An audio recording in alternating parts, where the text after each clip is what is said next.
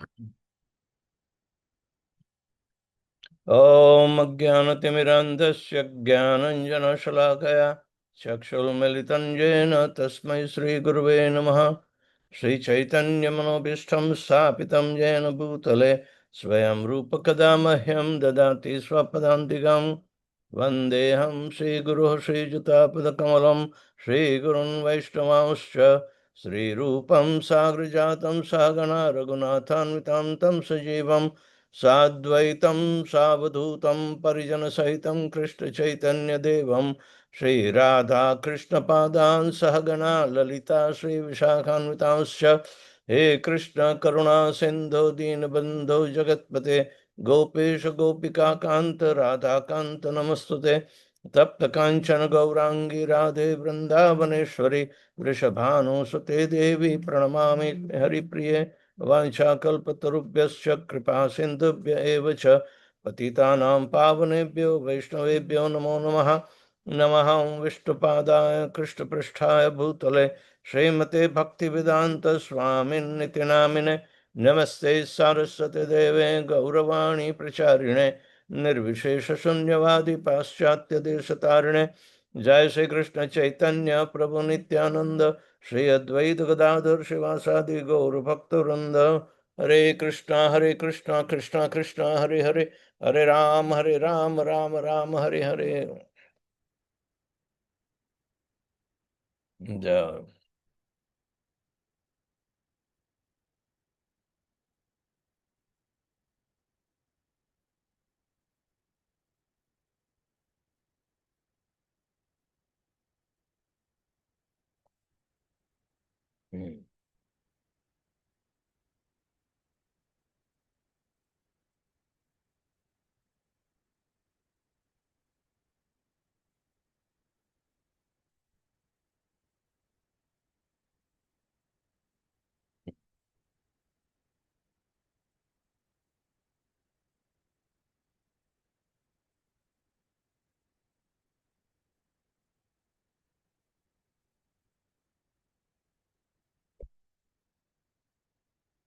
So yesterday, uh, what we repeated was uh, how does a devotee remember Krishna and his associates? Since one cannot practice remembrance, smarana, artificially, one must have two prerequisites: purity of heart and suitable knowledge. Purity of heart makes the mind peaceful enough to enter thoughts of Vrindavan. Knowledge of Brajvasi's pastimes, features, and the qualities provide the subject matter in which to immerse the mind. In this regard, Srila Prabhupada was fond of quoting the following two verses from Narottam Das Thakur. Then, Vishayacharya kabe shuddha bemana, kabe hama herava Sri Vrindavana.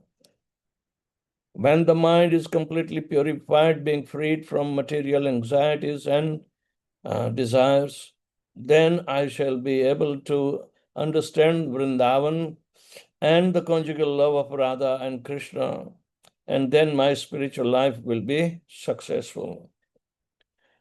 Rupa Raghunatha Pade Haibe Akuti Habe Hama Bujaba Se Yugala Priti. When shall I be very much eager to study the books left by the six Goswamis, headed by Srila Rupa Goswami and Srila Raghunath Das Goswami? By their instructions, I shall be able to properly understand the loving affairs of Radha and Krishna. These are the two verses in Prarthana, third and fourth verses are there. So, these are the prerequisites to remember Shri Krishna and his associates. Because smarana is extremely difficult. Unless one has rendered devotional service with suitable knowledge, one may become free from the entanglement of material life and enter into the realm of spiritual life through following in the footsteps of the acharyas, Rupa Raghunatha Pade. But Vishayacharya is important. Shuddha habe mana, because mind has to constantly remember it must be pure.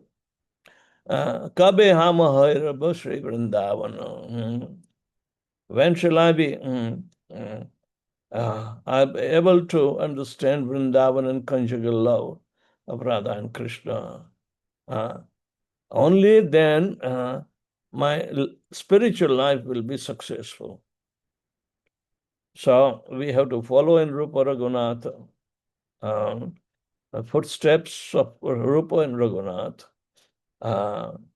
and we have to follow their instruction. Then and then we'll be properly understanding the loving affairs of Radha and Krishna. So these are the two prerequisites to constantly think of the Supreme Personality of Godhead.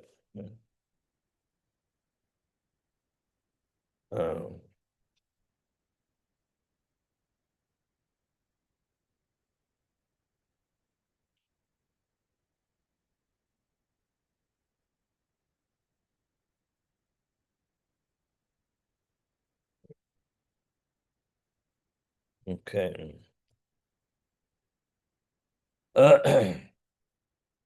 Devotees must first achieve freedom from the material contamination by practicing the step-by-step process of regulative devotion outlined by Rupa Goswami. The mind then purified, they can gain knowledge of Vrindavan from the books of the six Goswamis and their authorized followers in the line of our founder Acharya, Srila Prabhupada. Attraction to a resident of Vrindavan developed in stages. First, perhaps a great attraction for a particular devotional mood arises, let's say in friendship or in conjugal love. Then next is a specific attraction to a devotee who rendered service in that mood develops. The last to awaken when the taste and attachment have matured is attraction to a specific Brajvasis. When devotees evolve in ecstatic love, the Bhava Bhakti, they are no longer at the stage of practice. Revelation confirms or modifies their spiritual identity and the particular of who they are following in Braja. So this is the prelude to enter into the system of what we call, or we have learned as Bhajana Pranali. Without proper guidance, we will not be able to cultivate. So guidance is required continually, even in spontaneous devotional service. Even after cultivating mountains of knowledge, however, devotees cannot remember Krishna and his associates without mental purity. The mind plays an essential role in remembrance and hence in spontaneous service. Therefore, genuine Raganuga Bhakti cannot be imitated. Devotees either have to control their mind or they do not act. If they are not able to control the mind, then there is no question of entering into the Raganuga Bhakti. Mental control and meditation are pillar of the Eightfold Yoga system, and as such, they play important roles in Bhakti Yoga.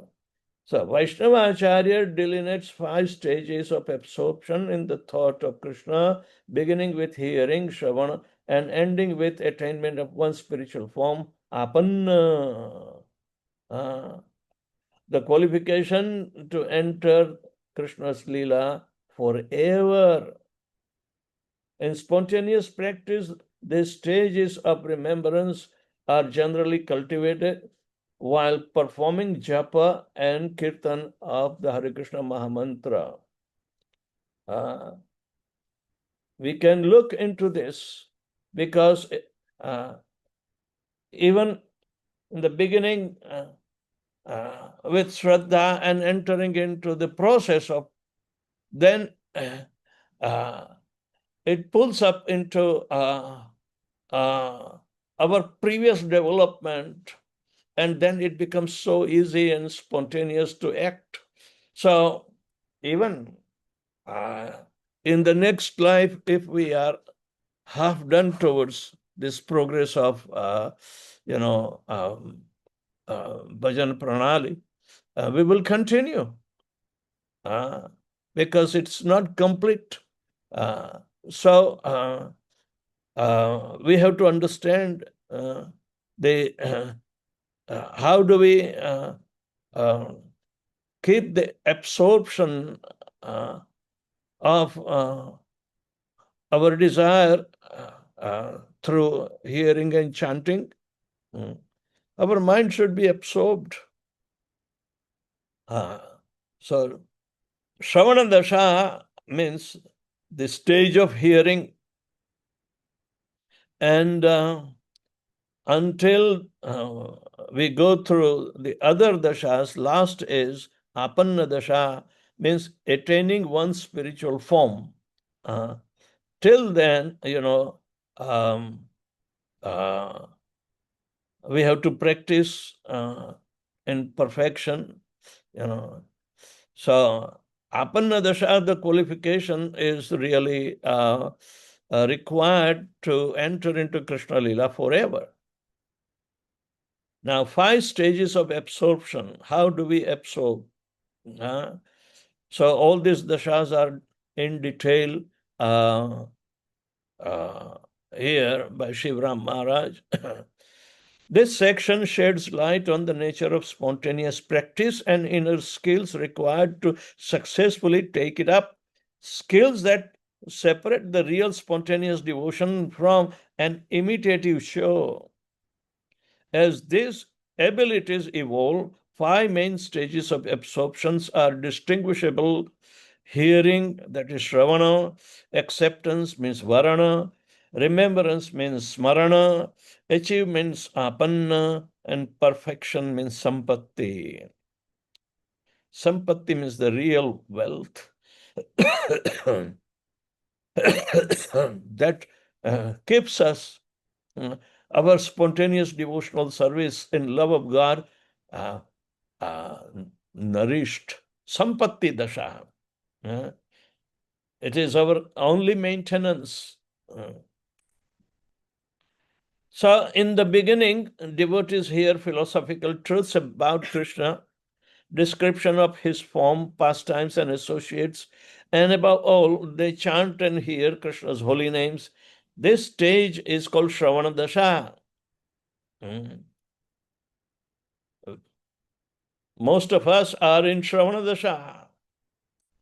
Fixed in service, devotees can develop a taste for Krishna's names and pastimes, chant without offense, and accept their identity as Krishna's eternal servants. Nitya Krishna Das, the desire to follow the Ragatmika residents of Braja then awakens, and such devotees enter into the stage of Varana Dasha. Varana means to select out from the those who are residents of Braja.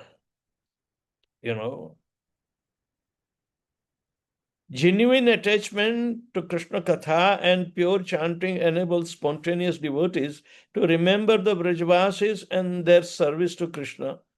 Such fortunate devotees can enter the stage of Smaranavastha, which has 5 subdivisions. First stage of recollection, smarana, in which the meditation of inexperienced devotees is easily broken by wandering thoughts and external distractions.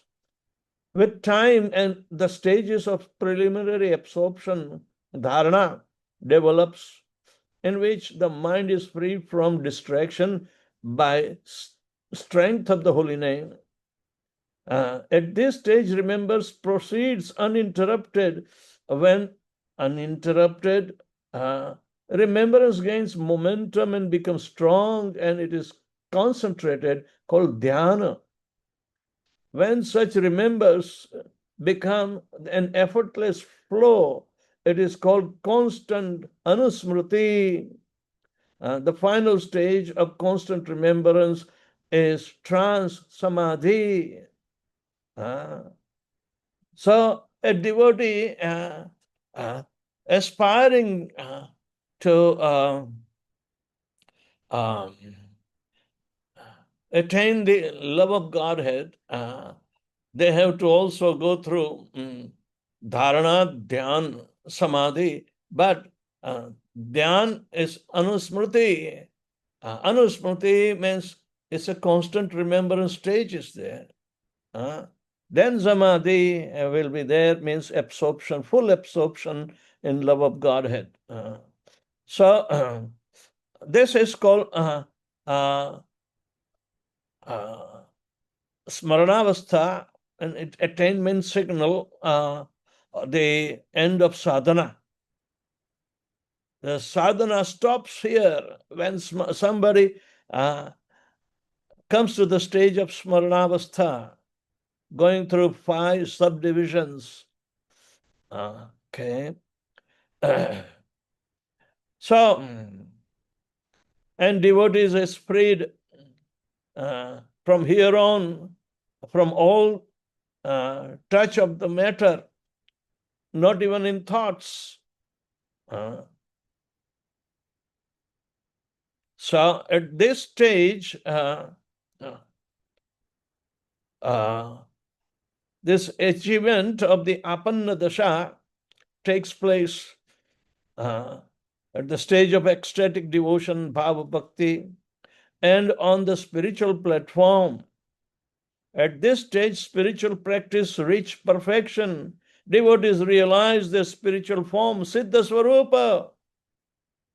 Their spontaneous practice mature, and they factually know their eternal relationship with Krishna. The further stages of absorption in ecstasy culminate in loving service, the ultimate goal of life. Devotees then attain the perfection of life, sampatti dasha, and go back to Godhead. So, Prabhu, prema gali ati sakari tame do samay. You have to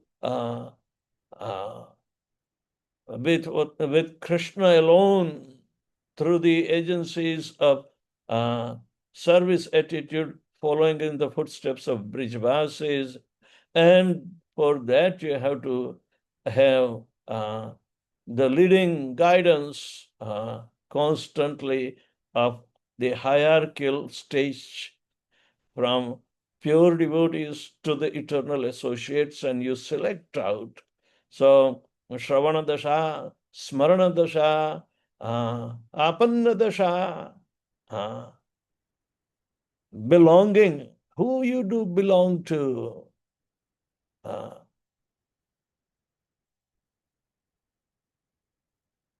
Bhaktivinoda Thakur cries,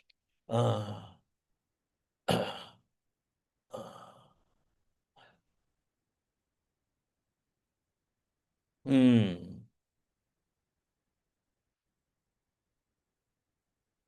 He is asking, when will Lalita Devi will keep me as maid servant, kept maid servant?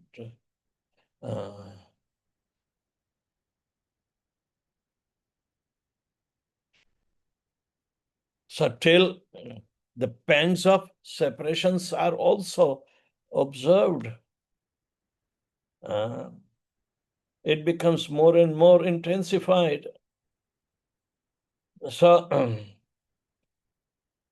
without attainment of Siddha Swarupa, we will not be able to go back home, back to Godhead. That is, we must attain the perfection of life, Sampatti Dasha. That is our true treasure to take along with us to go back home, back to Godhead. And that we have to learn here, not anywhere else, on this platform. So even though staying in the material world, but not affected by the modes of material nature, we enter into the, uh, the practice of the trance till the samadhi. So it is the real yoga practice having the same stages of development. One may artificially produced by Hatha Yoga or Ashtanga Yoga gradually. Anyway, but siddhis are coming in the way for them. While the devotees are completely disinterested in the siddhis, they have one unified goal, that is to go back, come back to Godhead in the eternal establishment of relationship with Krishna and service to Krishna.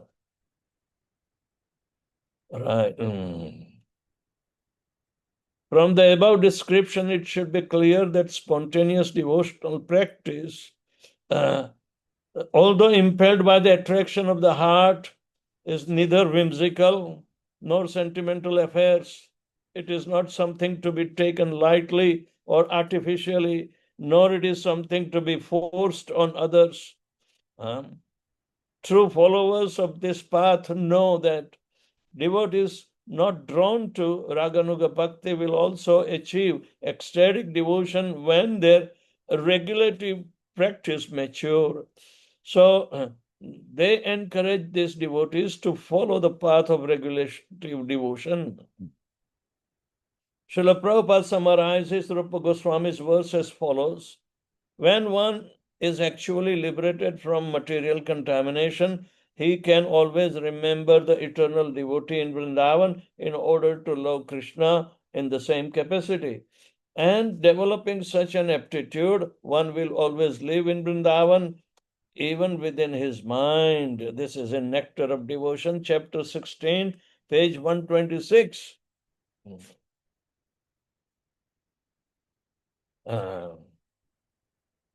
As described earlier, the spontaneous devotion of the residents of Vraja is of two types: amorous attraction, Kamarupa, and familial relations, Sambandharupa.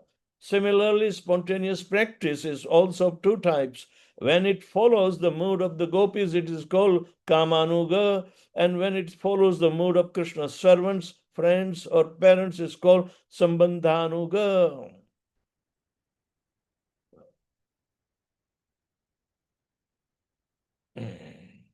Cultivation of amorous attraction is also two types. The first follows in wake of the gopis called Sakhis, who directly associate with Krishna in conjugal love. This is given the Sakhis devotion is called Sambhoga Ichhamayi.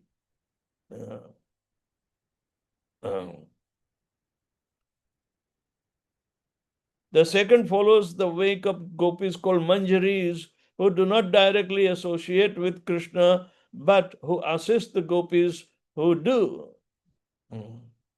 Rupa Goswami calls the devotion of Manjaris Taddad Bhava Ichhatmika. This is in Bhakti Rasamrit Sindhu, first canto, second chapter, 299th verse. About the Manjaris, Srila Prabhupada writes, there are other devotees who do not wish direct contact with the Supreme Person, but who relish the conjugal love affairs of the Lord with the gopis. Such devotees enjoy simply by hearing the activities of the Lord with the gopis. This is also in Nectar of Devotion, chapter 16, page number 127.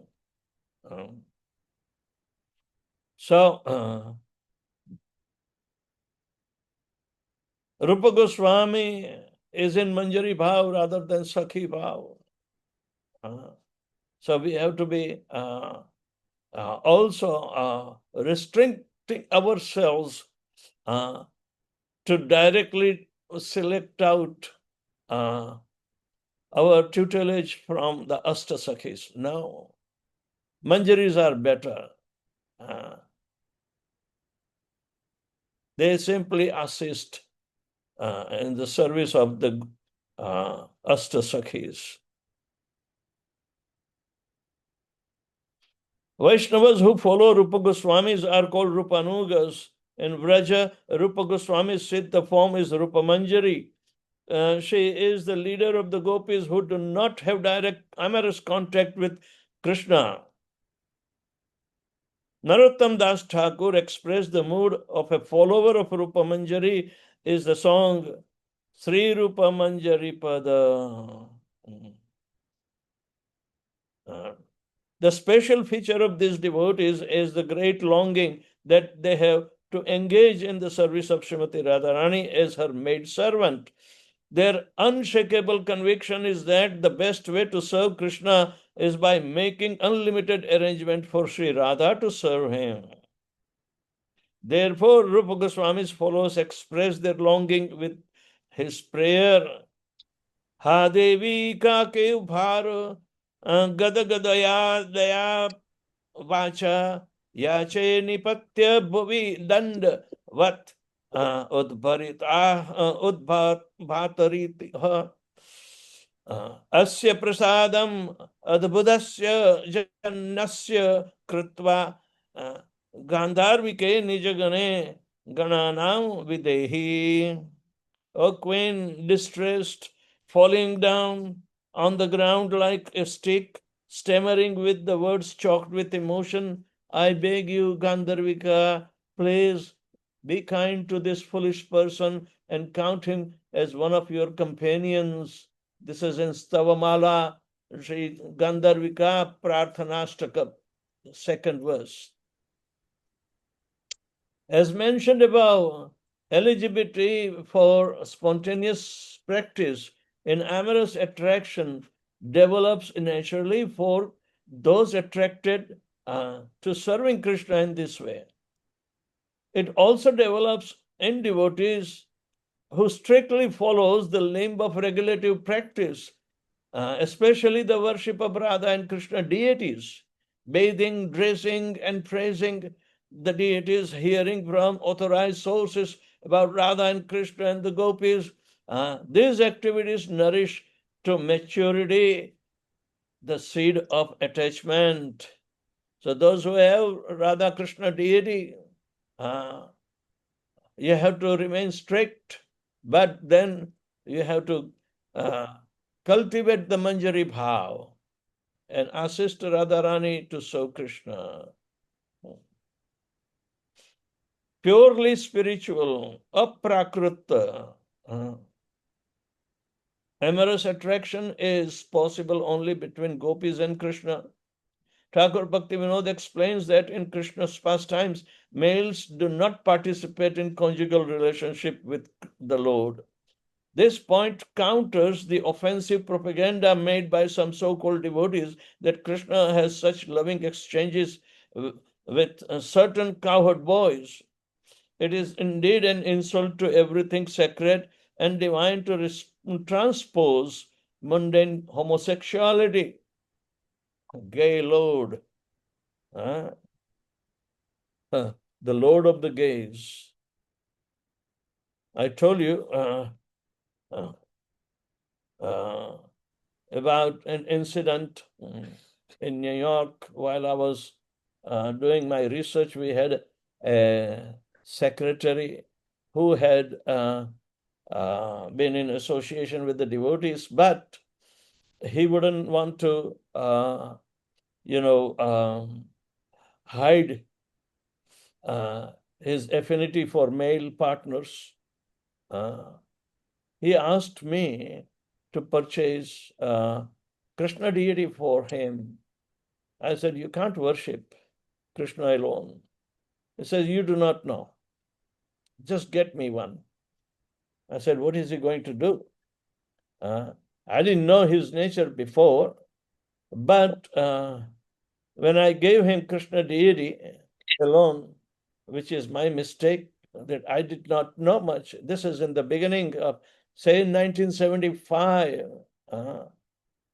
In month of January, I came to Vrindavan. The temple was not open, but I was a life member and I was requested to stay because Srila Prabhupada was coming. But unfortunately, I was staying in Delhi and people were waiting. And I had to catch that bus which brought to Agra and stay for 1 hour in Vrindavan. And I had to finish all these things. So I was completely on a mechanistic mind. I did not, even though I was allured, but I did not pay much serious attention to stay in Vrindavan. Of course, I regret it, and that real moving of Vrindavan, transpired in the month of 1992, and I never left Vrindavan since then, even though some of my superiors wanted me to leave Vrindavan. Yeah. At that time, even outskirts of Braja, where Bharatpur lies, I was apparently engaged in for 4 years as the chairman of that orphanage, Jivan Nirmana Sanstha. But I said, I have to work out on my Jivan Nirmana, and that is Vrindavan. So I finally moved for full time by the mercy of my god brother Gopal Krishna Maharaj. He said, and actually he wanted me to purchase that property in Bharatpur because expansion is needed, but somehow or other I did not opt to put money in purchasing that land. So anyway, but then he started engage me in what do we call a regional secretary position next to him, and for North India, wherever his zone was. And I started serving by staying in Vrindavan. I gave up Bharatpur. So anyway, the point is that there is always a longing, but the maturity comes gradually. To move in Vrindavan doesn't mean we are mature. We have to learn, but service attitude should be there to the institution of Srila Prabhupada, following in some footsteps, learning from your senior god brothers. But at the same time, you develop according to your particular mission. And I was able to follow something. I able to understand something after, So learning process should come to the maturity. And then in 1998, when Maharaj promoted me to take up the guruship, and I did it, but I have to go through grilling exercises of inconveniences and tolerance, So, but my mind was to travel and preach. So that materializes in 2004 when I was relieved as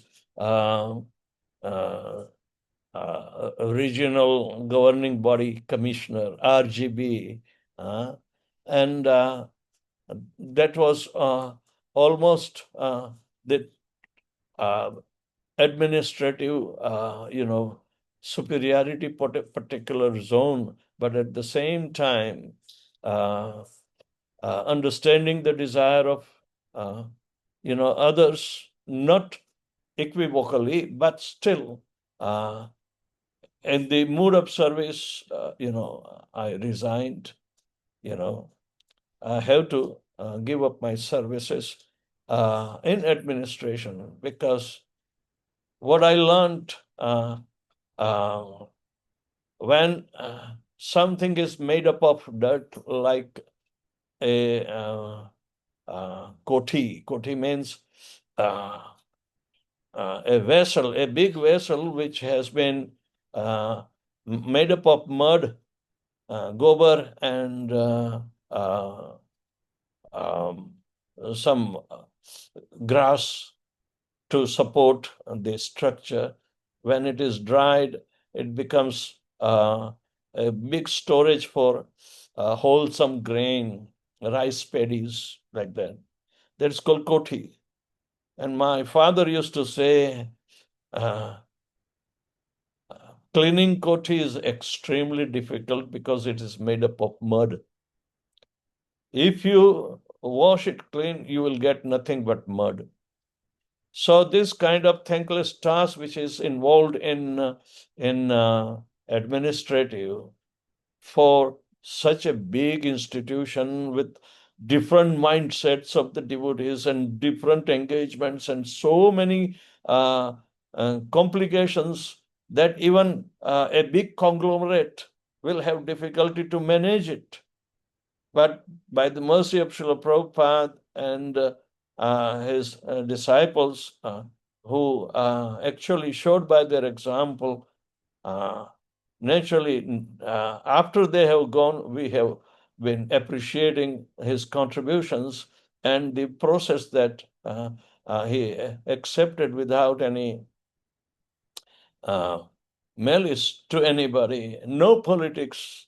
One gives up at the time of imminent departure from the body. So that is the contribution of our senior God brothers in our life, that they, by their example, by their practice, and they want to show something tangible and workable. Otherwise, so many situations are coming, and we cannot simply judge on the basis of what is righteous and what is not righteous. When Srila Prabhupada used to tell that to make a devotee is very easy, but to keep a devotee is very extremely difficult. You have to shed tons of blood to preserve a devotee. So we have to appreciate anybody who takes up the path of devotion at whichever stage they are. But senior devotees are supposed to become compassionate on their systematic growth, and they have to become more tolerant than the candidates that you are empowering or trusting or making you to assist in service. So such a preservative policy is spiritually very good. Materially, it can be condemned. But we are spiritualists, and we have to be ready to shed blood after them. I mean, blood means you have to work hard. You have to go out of your way to accommodate. So he does not have to give up devotional service by force. There is always a period of rectification and his acknowledgement required. So the devotees who are worth They are valuable. They must have served before, but by Maya's introduction, your lingering, they can do so much, even disrepute. You may remove from one place, but you have to place him some other place rather than throw him out altogether. Those of us who are materialist still cannot understand this treatment, that, oh, as if, they have been given a remuneration, a big award, even they did a rotten job. So that is a very materialistic outlook, and those who are very confirmed in their service to Srila Prabhupada, Srila Prabhupada glorifies them. Even in presence of Prabhupada, many devotees cheated him. Balimardan, he was a Maharaj, but he ran away with a Japanese devotee with money. But he came, he was given chance back to, associate with the devotees, senior devotees. So many people are there. They are not thrown out of basket. That is what they call to throw the baby out of bath with the bath water out of the basket. No, that is not the process in Krishna consciousness. But there are remedial measures must be taken in order to save his devotional service, whatever he has rendered, but to reprimand and correct where his imperfections and wrongdoings were. So this is an art of spiritual administration. I had to admire, but late. It comes into our what we call respective or contemporary time period of our services. That we observe according to the mechanistics of the service, with high ideals and preserve Srila Prabhupada's glory by shunning off. But how Srila Prabhupada, acted, in that respect, we can develop our inner strength of devotional service. If Krishna can,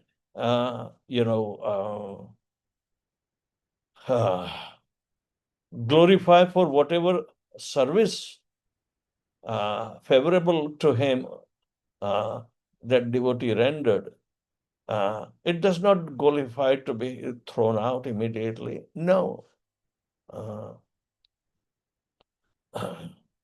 Chaitanya Mahaprabhu dealt with Chota Haridas for a very seemingly minor, not gross indulgence in sex life, but thoughts of him. Chaitanya Mahaprabhu told Chota Haridas that he cannot associate with him.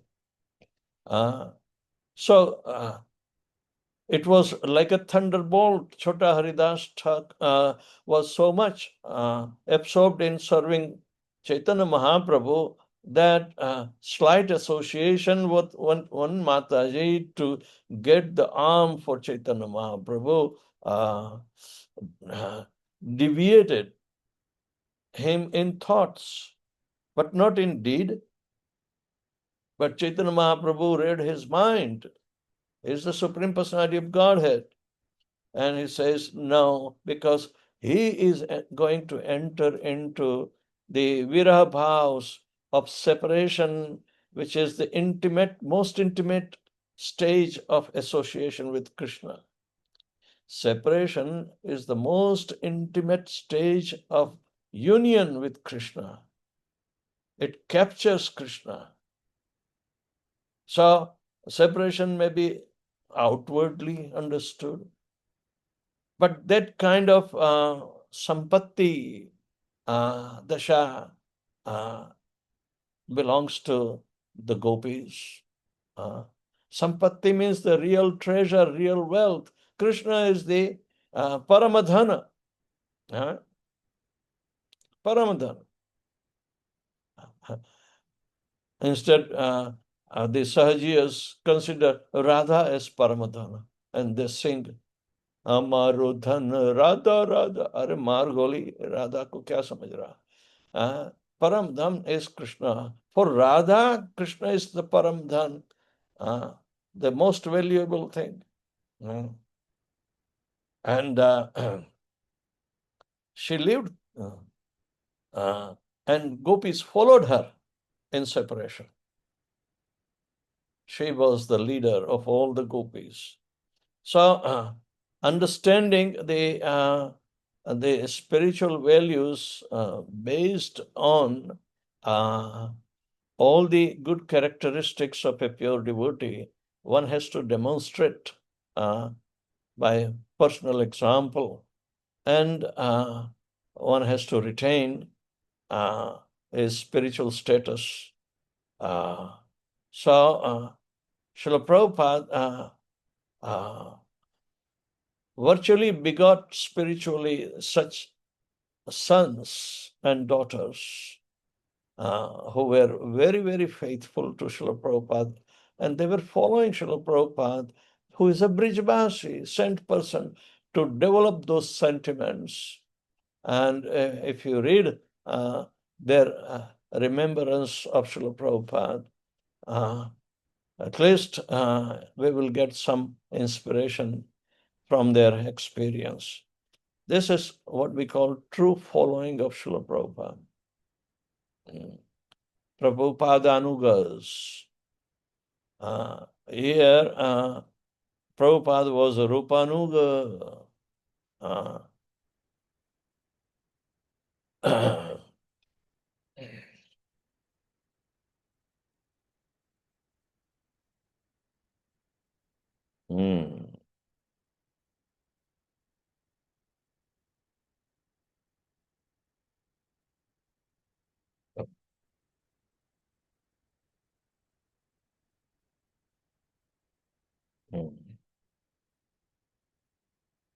We will continue tomorrow the purity of spiritual, of prakrit, amorous attraction, and how Bhaktivinoda Thakur explains it. So, anybody has any question or comments?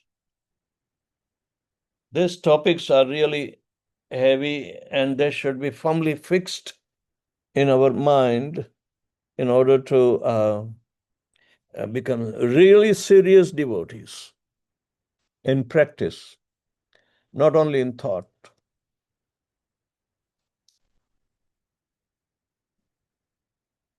Hari Bolo.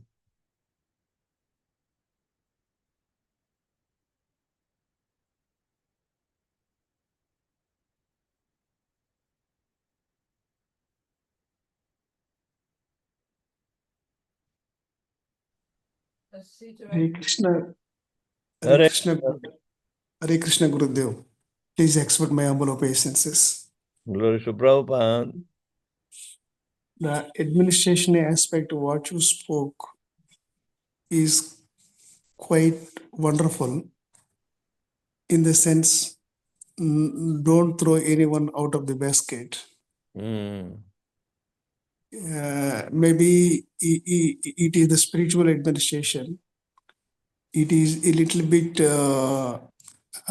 close to Japanese administration.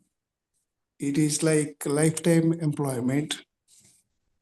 And no question of sacking anyone at any time, irrespective of his skills or knowledge, developed more. The materialistic society also developed that. Yeah.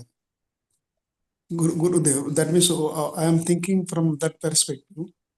That means, but in spiritual administration, this is most essential as keeping one permanently because we don't know at what stage it would mold and get back to the process. And you have thrown a new light in my mind by explaining the details of all this. I don't know whether I took it the right direction or no. Well, in spiritual life, which is more valuable than material life, material life is only temporary, spiritual life is permanent. So Yeah. naturally, the devotees, even though imperfect, they are going to commit mistakes. So there should be vigilance to prevent the mistake. But even though, if you are also growing and our society is growing, we were in infant stage when Srila Prabhupada left us.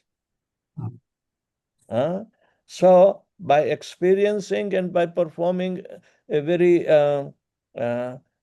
strict fidelity to Srila Prabhupada, these devotees who have been clinging to maintaining ISKCON as a society, they have also grown to its maturity. And we have the examples of such mature devotees that we need to follow.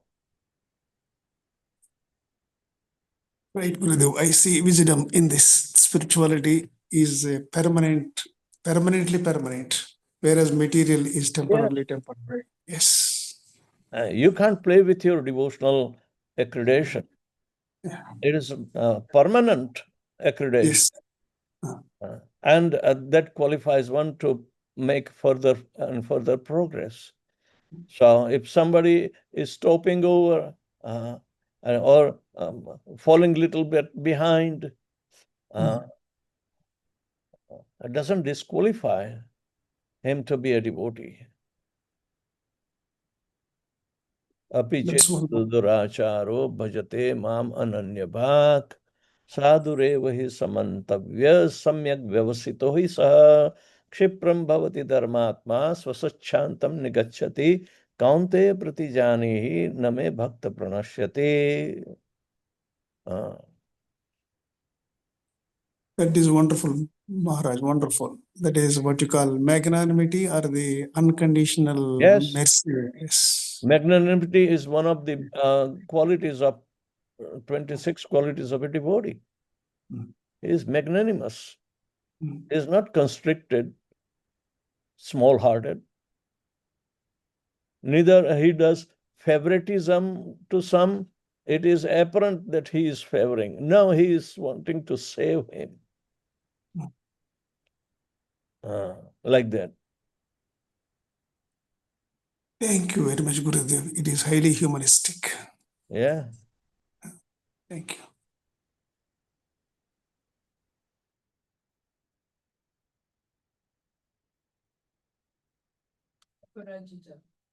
Haribol. Hare Krishna Guru Maharaj, please accept my humble obeisances or Guru Srila Prabhupada. Yeah.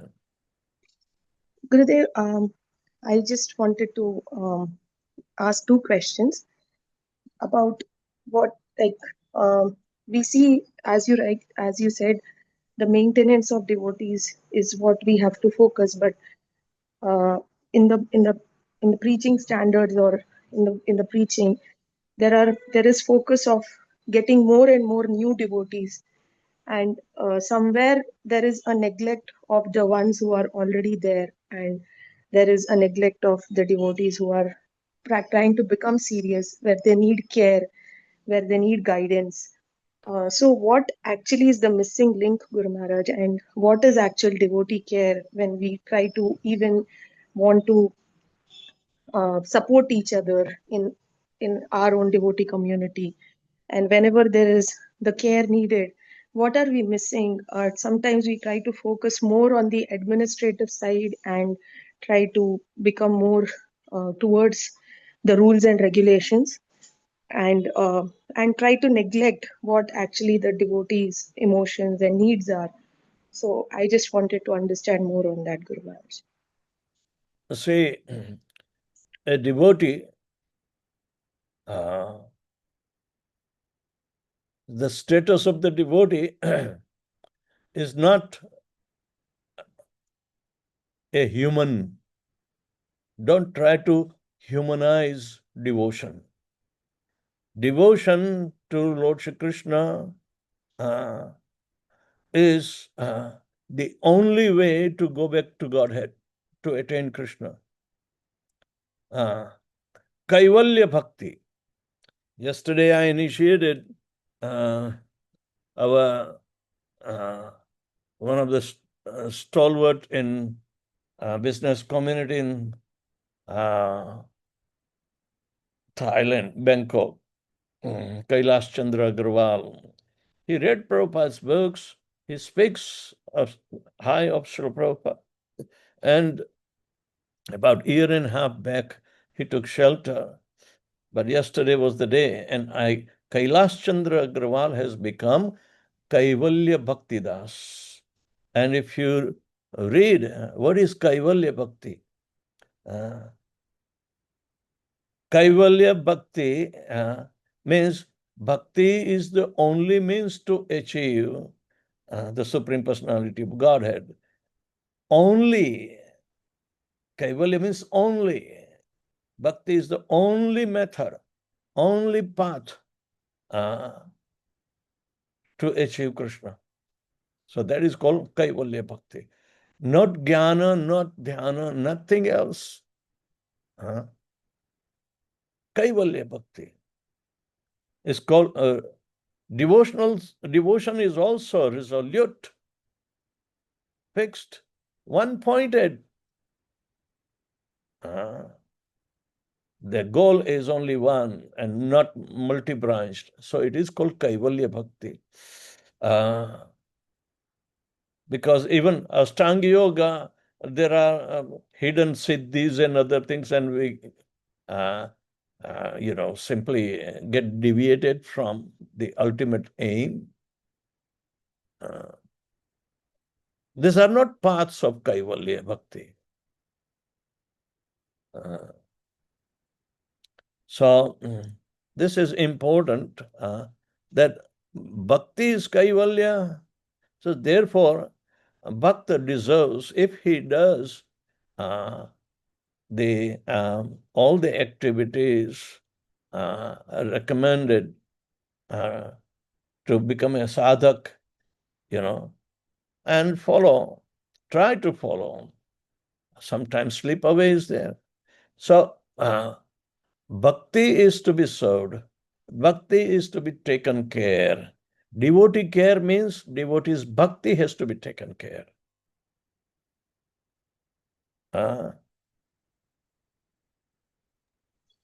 Yes, Guru Maharaj. Other cares of the body of a bhakta is a temporary care.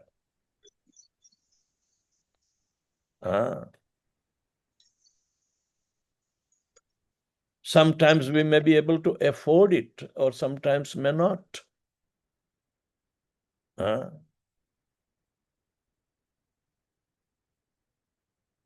Even if you spend so much money after a devotee care, does it mean that devotion has been taken care? No. So we should encourage the devotee, never give up his association, one who is on the deathbed, rather converge with saturated Krishna consciousness through chanting, reading Srila Prabhupada's books, should be a serious attempt to take care of the devotee. Many devotees are in need of physical thing, but if they are staying in the temple and serving in their capacity, temple can maintain their bodies. So maintaining body is not devotee care, really. Devotee's body care is there. It's a different subject. But devotee care means there should be devotional care. So that should be a very clear cut point to be understood. You got it? Yes, Guru Maharaj. My focus was towards the devotee care of the devotional care. So I wanted to understand in the process of getting, sorry, Guru Maharaj. So in the process of getting more and more devotees, the maintenance and the care of the existing devotees is getting neglected, especially to Actually, the, actually, there cannot be a neglect if they are maintained within the rules and regulations of an institution. They will be taken care. But if they violate, then they cannot expect devotee care because they deserve, in somebody's eyes, it's a very subjective situation. And that those who are working with and they appreciate devotees' service is always glorified, and therefore the devotee is glorified. Now, which is more important? Devotee's service should be glorified more than devotee's body. Of course, such devotee may leave good impressions, so they will miss the association of the devotee who was demonstrating devotional service to them. Without devotional service, a devotee cannot exist. So priority goes to the devotional service. Then, if it possible, then a devotee can be preserved. Just like Jayapataka Maharaj, his devotional service is glorified, but they want to preserve his body too as much as possible. So there are challenging situations to keep his body fit. And he sends message alive just to keep his thousands of disciples alive.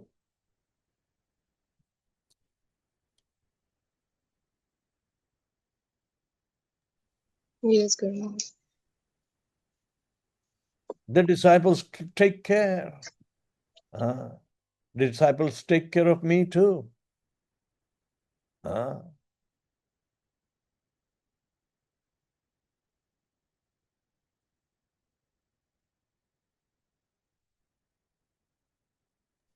Right, Guru Maharaj.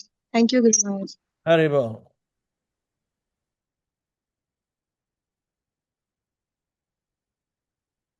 Sita Prabhu is asking, is Kamanuga, Raganuga Bhakti more difficult than Sambandhanuga?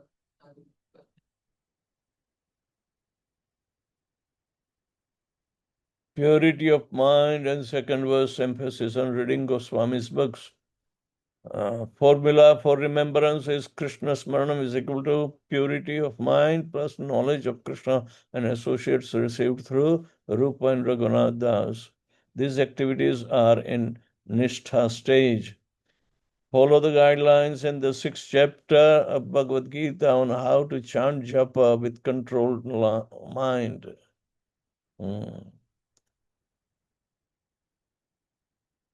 Then his question is Kamanuga Raganuga Bhakti more difficult than Sambandhanuga?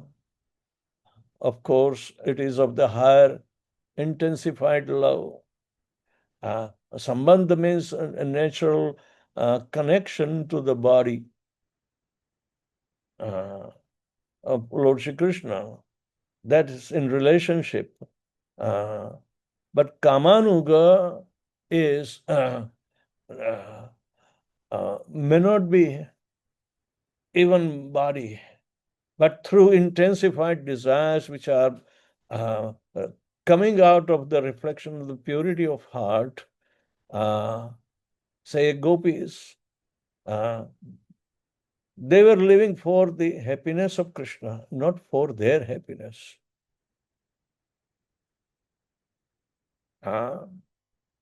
They receive happiness by serving, but they were serving Krishna favorably. So they sacrifice their life of their own pleasure for the pleasure of Krishna. That is Kama. Krishna is Kamadev himself. To satisfy him is one thing, and to satisfy Kama of,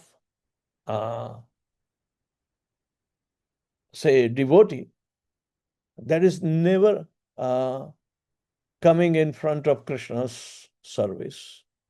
It means the devotee desires to satisfy his Kama or her Kama and get Kamanuga Bhakti. No. Krishna's Kama, his Kamadev personified the Supreme Personality of Godhead.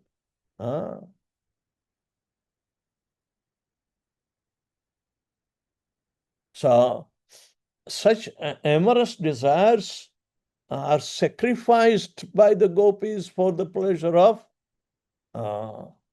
Krishna.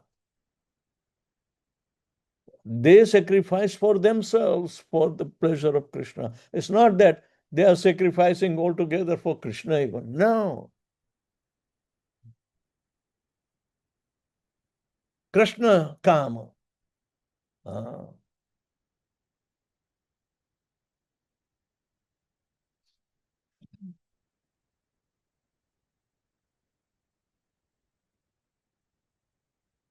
Kamanuga, Raganuga Bhakti is more difficult than Sambandhanuga. Sambandha means there is a possession or a connection and the possessiveness. Oh, he is my son or he is my daughter, or Sambandha. But there is no official Sambandha with gopis. Their natural attraction towards Krishna was to please Krishna.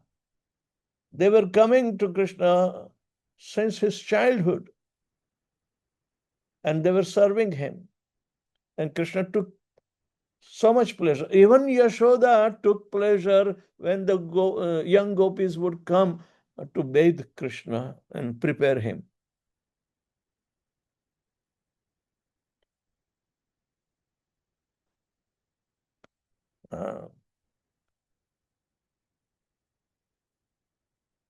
There is a word called aptakam, one whose kam is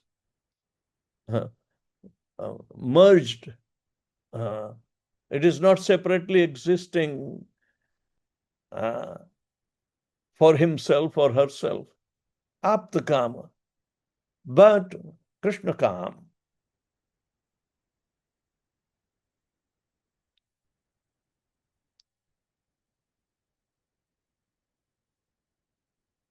Is it not the Kama Gayatri is inspiring to approach Krishna?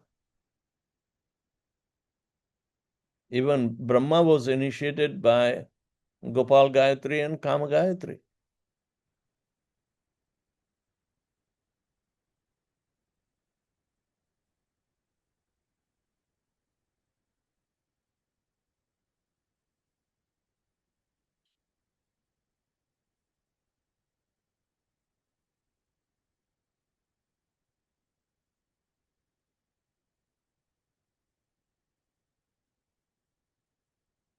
Anything else in the discussion?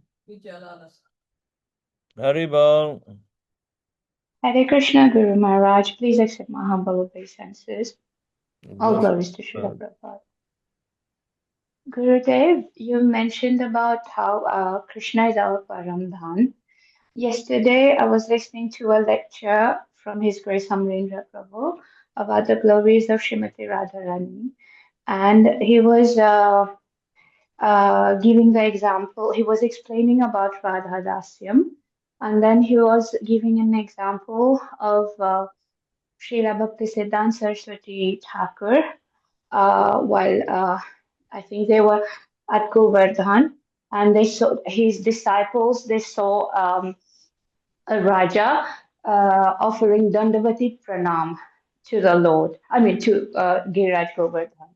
So then his disciples were saying, Maharaj, he's such a sincere devotee.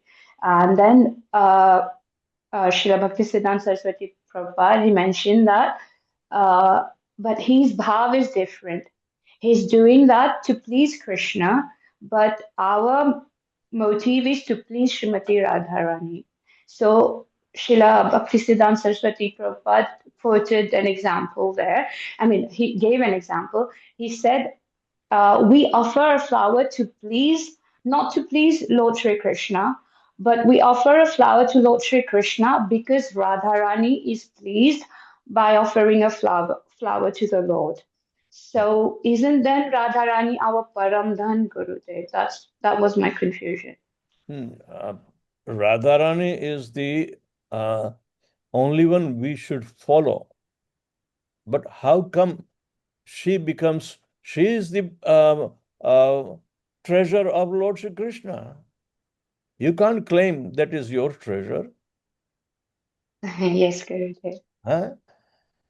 Yeah, I understood now. This what is you mean. Bharatpur Maharaj. He was a very good devotee of Lord Shri Krishna, in whose property in Bharatpur I was running the ashram, orphanage. All right, for 4 years I did. But his son is not like that. Bharatpur Maharaj was very much, of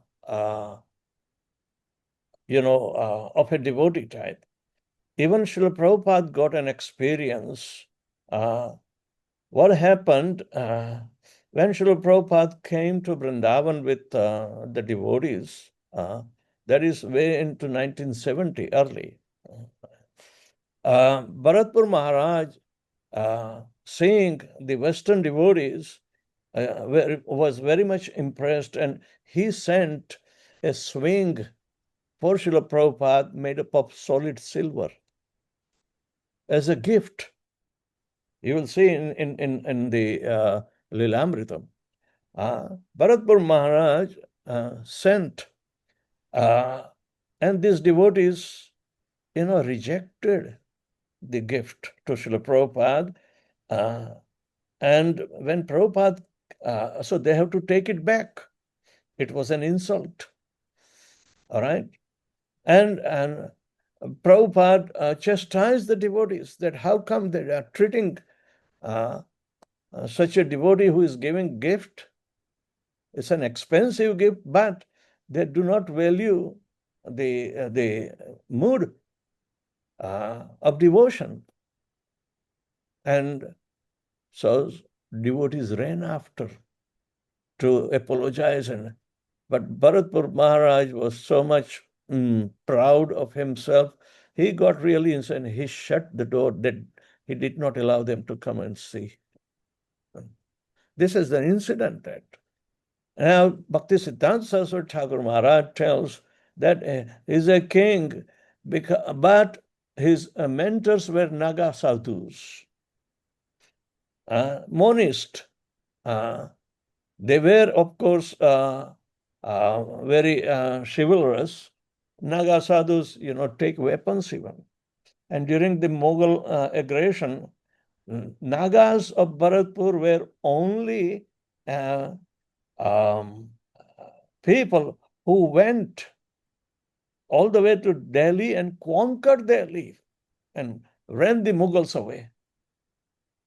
And they tried to conquer Bharatpur so many times, but Bharatpur has been called Lohagarh. It's the fortress is made up of iron.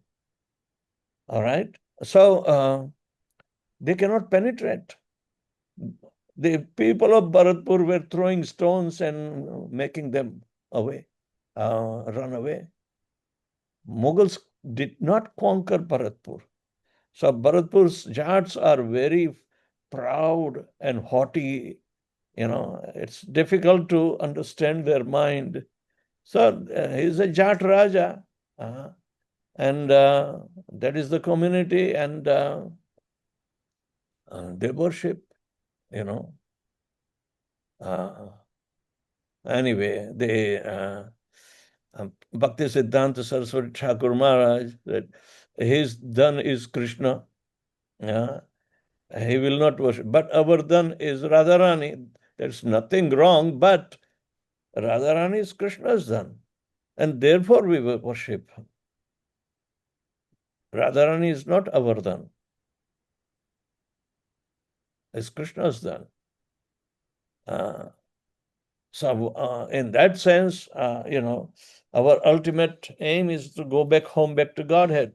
Or do you want to go back home only to Radharani? No. No, Gurudev. Our ultimate is going back home, back to God, to Krishna, where Radharani is. They are one ultimately. Yeah. We cannot look where at them Radharani separately. stays. Radharani does not leave Krishna alone. Yes, Guru Maharaj. Mm. I understood. Thank you, Gurudev. Haribol. Dandavat pranam, Haribol. Jaya. Prasanatma Prabhu. Haribol. Hare Krishna Gurudev, please accept my humble obeisances. All glories to Srila Prabhupada. Ah, All glories to Gurudev. Jaya. Gurudev, His Divine Grace Bhaktivinoda Thakur Maharaj had once said that we should look at other people as to how they worship the Supreme Lord in their own way, in this our Supreme Lord, but they worship him in their way. So taking reference to him, some of the Christians, when they have nuns, they call them as brides of Christ. Oh my So God. Don't talk of them. Brides of yeah, Christ. but they call that as brides of Christ. But if we have to go into conjugal relationship, are we then supposed to be as at least brahmacharis have a better thing that they're not given their mind to anyone else? And Conjugal, they're pure? conjugal, Yeah, in conjugal. Yeah. yeah, but conjugal relationship does not translate into sexual relationship.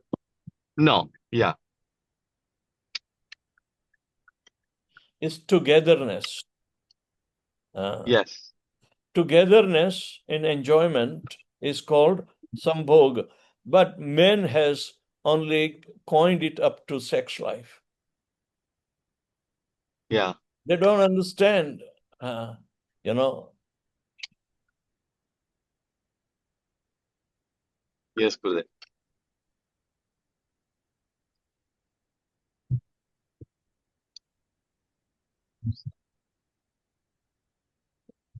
Reaching that level of bhakti to the Supreme Lord, and then with the level of conjugal love to Him, but again keeping themselves pure in mind and body. It's kind of an ultimate achievement in even in men, especially. We are supposed to learn only the principles that we are being taught here, rather than our limited understanding about the conjugal relationships. It is better Yes, Gurudev. we follow in the mood and mission of our predecessor acharyas, Yes. who have achieved the highest ranks of pure devotions. Yeah.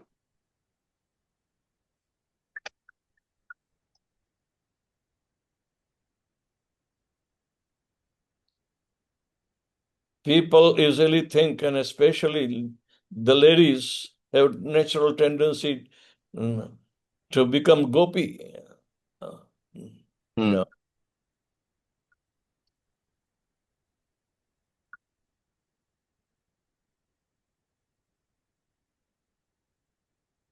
Yes, Gurudev. But for ultimate understanding of people to leave the sexual aspect of it out, Right. I guess some sort of explanation. That's how Mira's bhajan and Mirabai, she doesn't talk anything of spirituality. Yeah. Rather, Yes. she's in all her songs, you will find most of the songs are related to her service in seclusion, alone. Yes. Even she does not speak anything of Radharani. She never sang anything about Radharani. She sang only for Krishna, as if she was replacing Radharani. Yeah.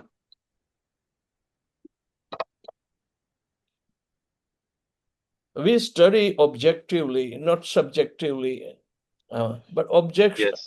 our objective goal is Krishna through Radharani. Absolutely. Yes. Gurudev.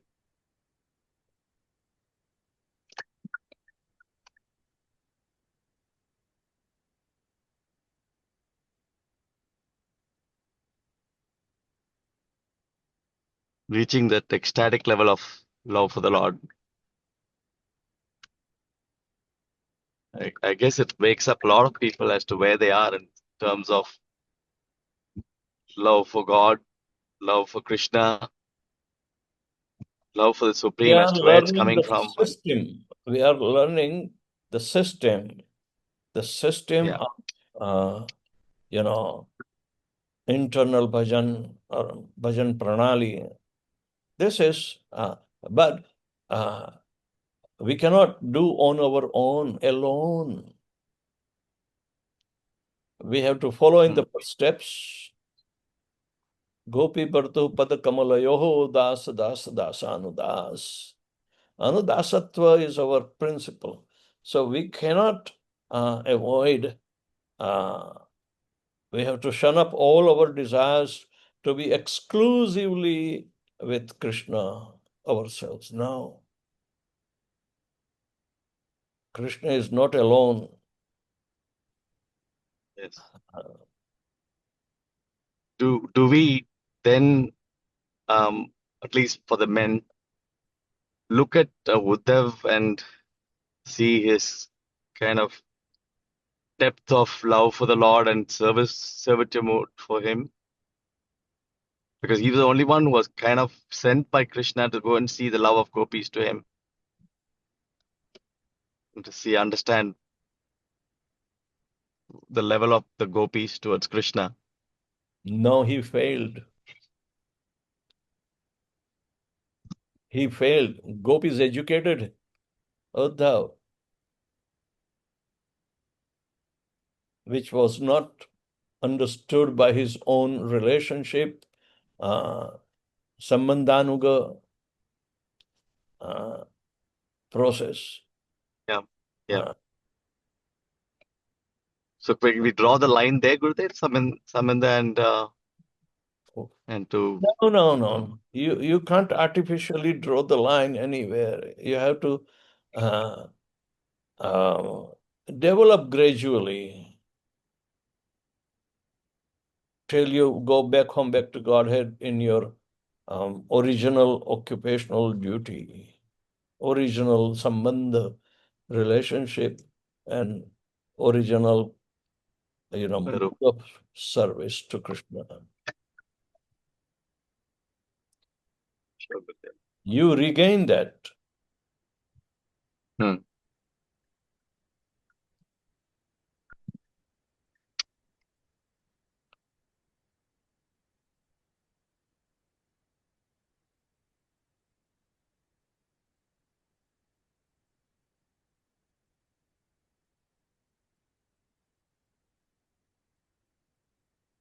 Devotional Thank you. service Thank is you, so Gurudev. dynamic that even if you want to draw a line for yourself, the devotional service will break that line and push you further.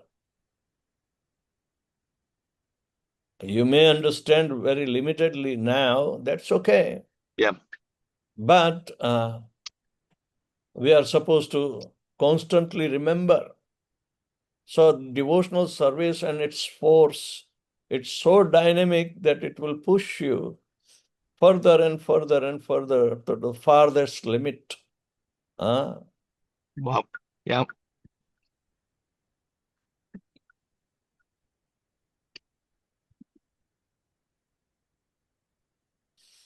Gaur Govind Maharaj wrote, Mathura meets Vrindavan. Not Vrindavan meets Mathura, it's other way around. Mathura meets Vrindavan. So whatever was limited in Mathura, it is unlimited in Vrindavan. And it's attainable. The limits of Vrindavan, Goloka Vrindavan, Goloka eva nivasatya akhilatma bhuto. Akhilatma. Akhil, Nikhil. These are the words of the absolute wholesomeness, which is unlimited.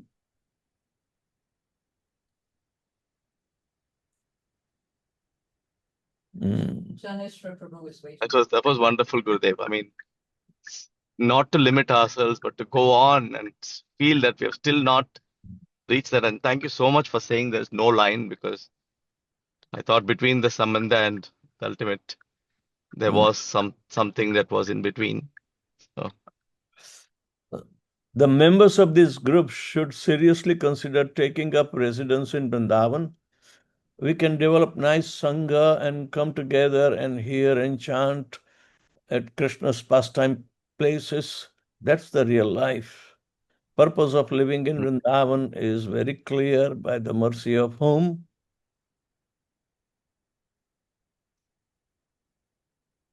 In Krishna, of course. Radharani. Oh, Yeah. Shiv Maharaj, Jai. Thank you very much. Okay, Janeshwar Prabhu is waiting, Your Majesty. Oh, Janeshwar Prabhu. Jai Gurudev. Hare Krishna, Guru Maharaj, please accept my humble obeisances. Prabhupada. Guru Maharaj, thank you so much for this. Now, I thought I will ask this question. I know it's a dumb question. Please forgive me. I thought I will clarify then, being remaining dumb. Now, you know that in Bhagavad Gita, first 6 chapters are Karma Yoga, and then Bhakti Yoga is sandwiched between the Karma and Jnana. And then in today's class, we focused on how even in to enter into these dashas, mind control is a must. And then Krishna covers that in the 6th chapter. But when it comes to the Bhakti Yoga section, we use it in our preaching that Susukam Kartum Avyayam. It is joyfully performed. And now when it comes to this, when it comes to this serious matter of progressing in our life, now this seems to be it is serious, and then this seems to be a bit of more we need to be more fixed in our practices. So how we try to analyze these two when it says Bhakti Yoga is Susukam Kartava Vyayam, and also Prabhupada many times said that if you perfect any one of the pure devotional 9 stages, 9 ways of devotional service, Shravanam, Kirtanam, Vishnu Smaranam, then you can go back to Godhead. But now here, Raga, Nuga, and Ragatmika seems bit more intense in terms of for a practitioner. So how do we compare these when we hear from the Uttamadhikaris?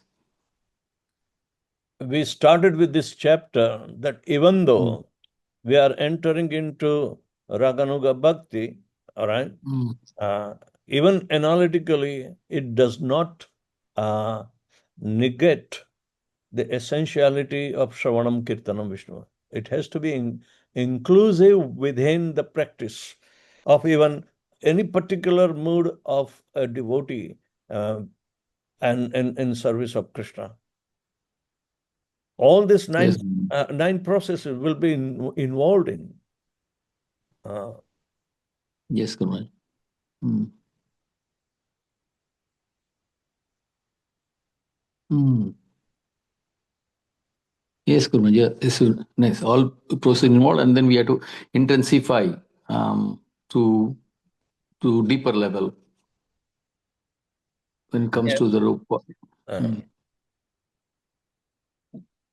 The 9 types of devotional service and 9 steps of maturity.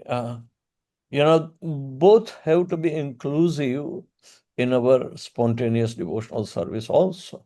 It's never said any time that, okay, forget this now anymore. It's always advisable to continue.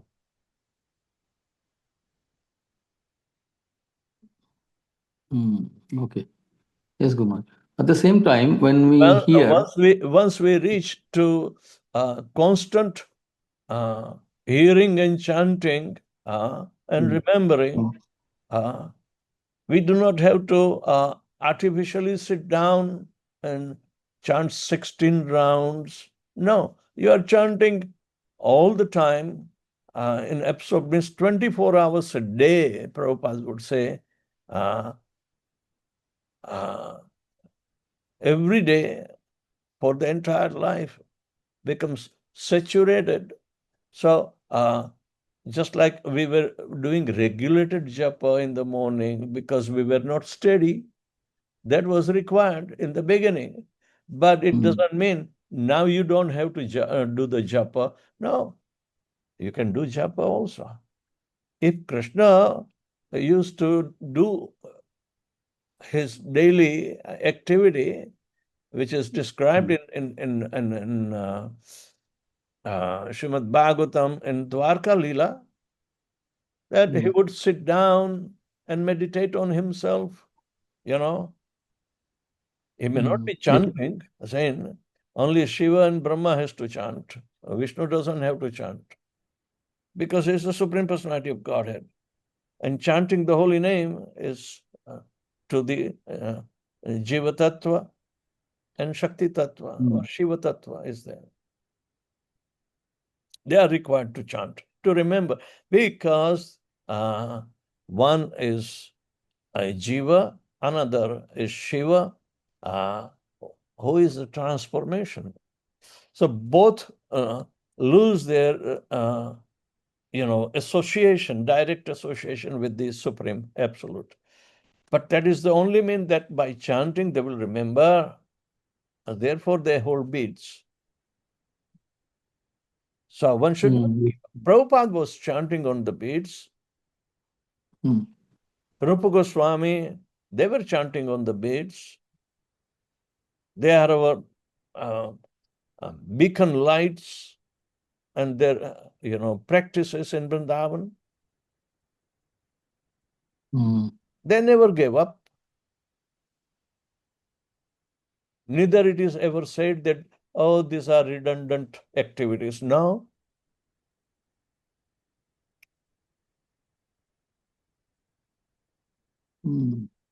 Yes, Guru. Yeah, thank you so much.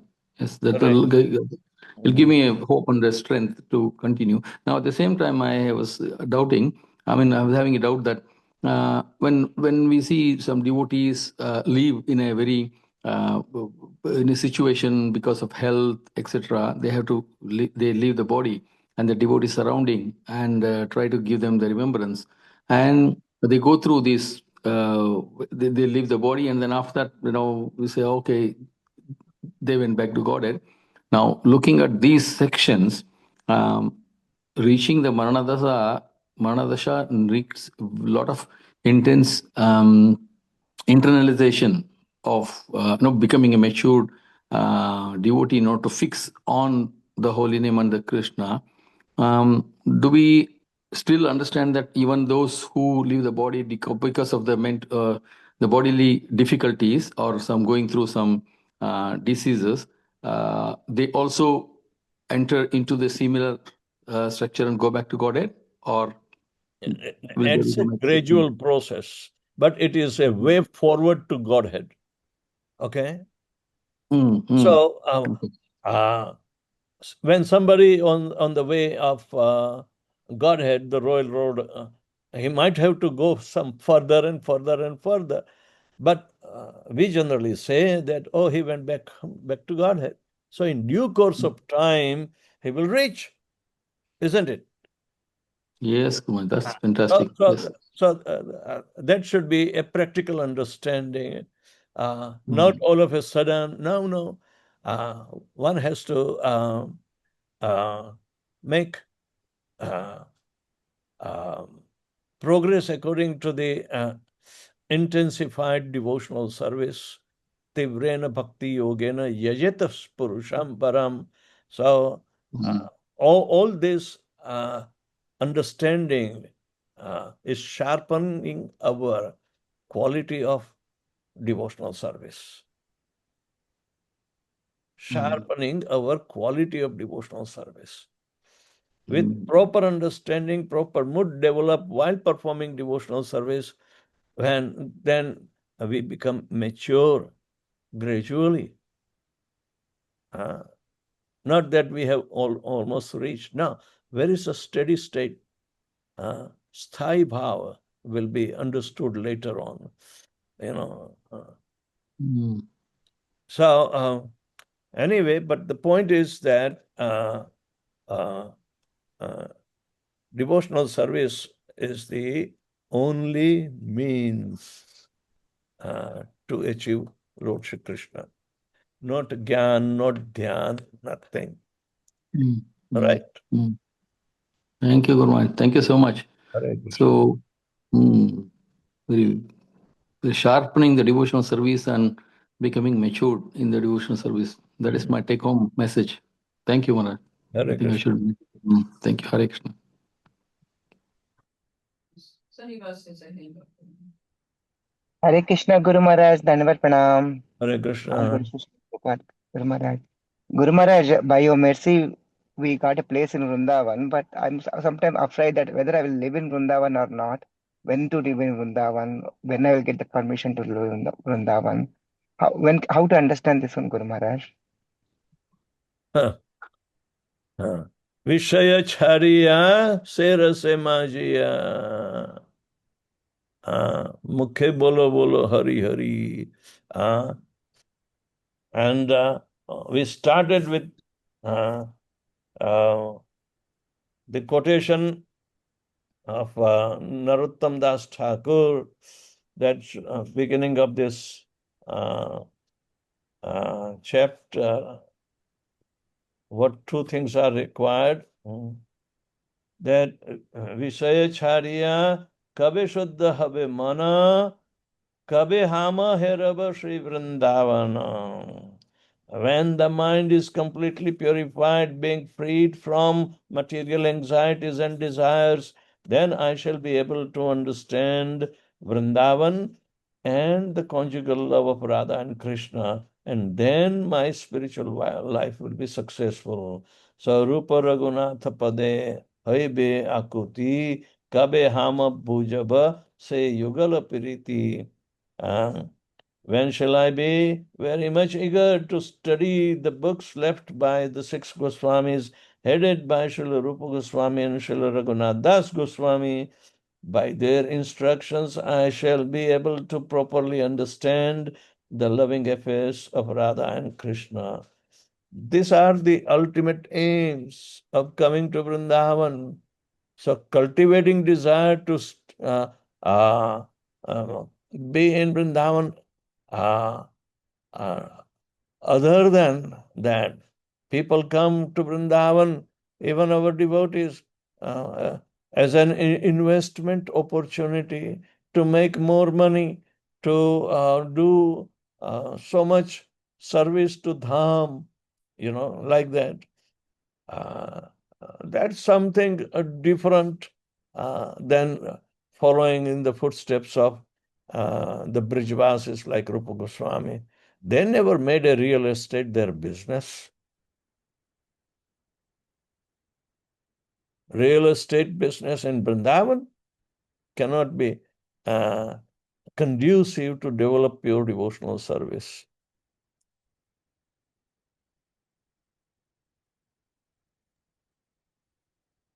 Okay? Yes, Guru Maharaj. But when can I know that I I can do this one there? I have to come and practice now and Uh, then there and go back. And how does it reflects, Guru well, Maharaj?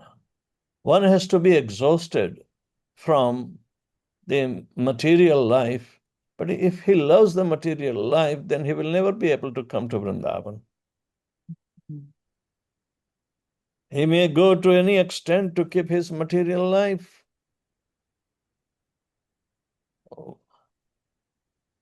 One has to therefore experience the failure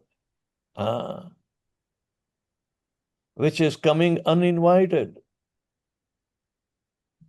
And a gentleman, this material world is not for him.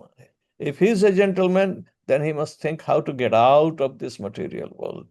So Vrindavan is the best place, because in material world there is no true love.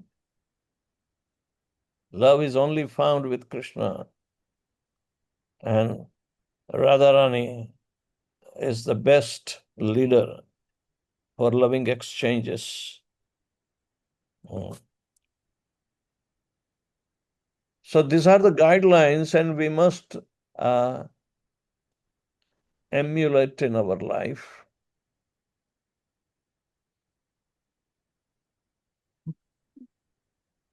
We have to be true to ourselves. Means what?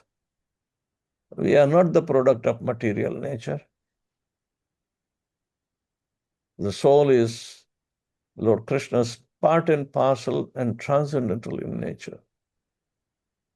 There is our belonging, and that creates the treasure of wealth, real wealth of love.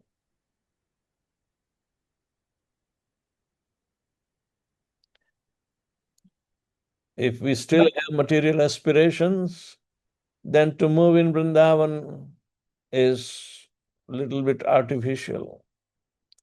But Srila Prabhupada always invited those who are mature and by age and experience and the frustration and of the material nature, they should take resolute refuge in Vrindavan. So think that even though you might be successful in material life, but the body is not going to,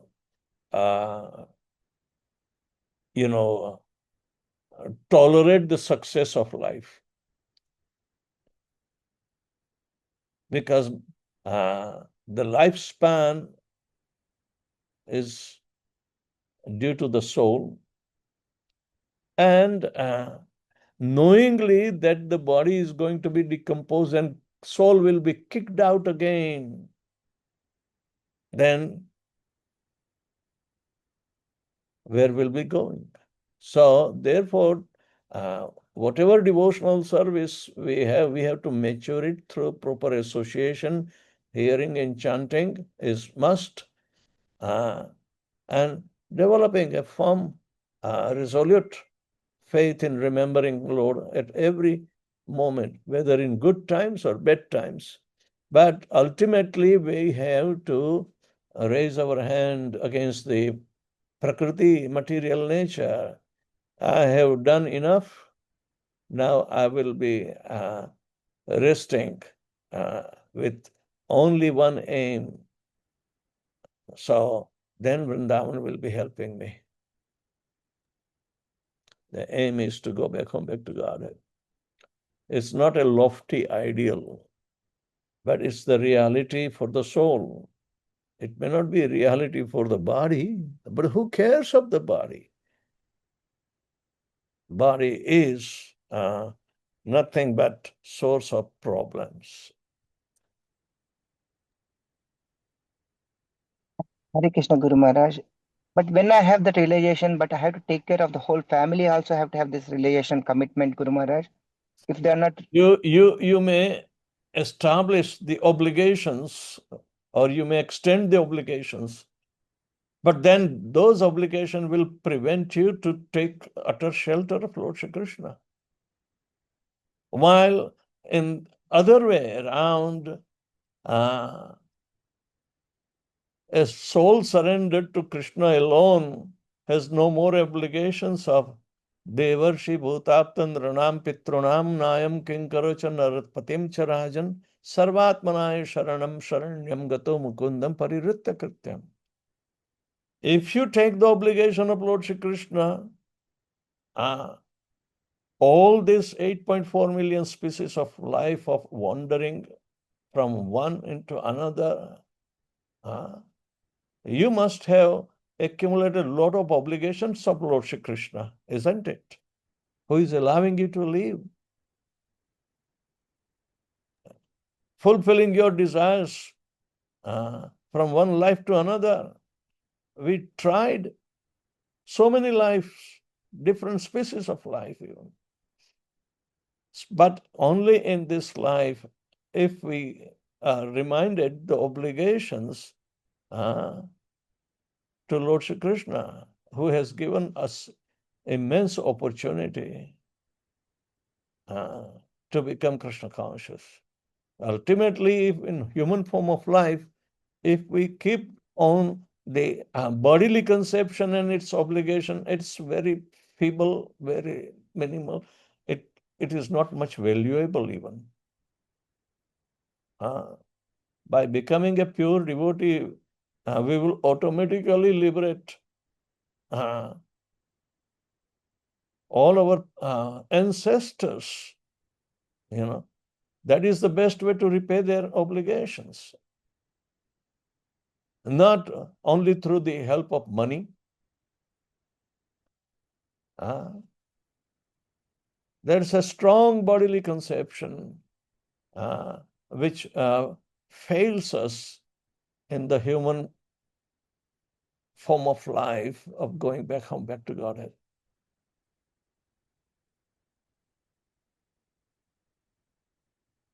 Bhagavatam spells out very clearly.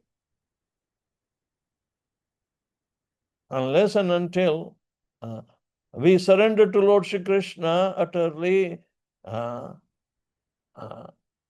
are so many obligations are remaining. But by surrendering to Lord Shri Krishna, we have no more obligations. Sarvatmanaya Sharanam Sharanyam Kato Mukundam Parirutya Krityam. Krityam means the obligatory activities. Parirutya. No more obligations. We are obliged to Lord Krishna, not to our parents. That may be the immediate obligation, but you did it in the service. But now you do the obligation, fulfill the obligations of Lord Shri Krishna, the life giver himself. Thank you, Guru Maharaj. It was a very nice message. Hare Krishna. I can also feel that from last 3 weeks, I was away from the family. I traveled. And then That is not essential. You will be limited and Yes. you will not be able to satisfy them. Yes.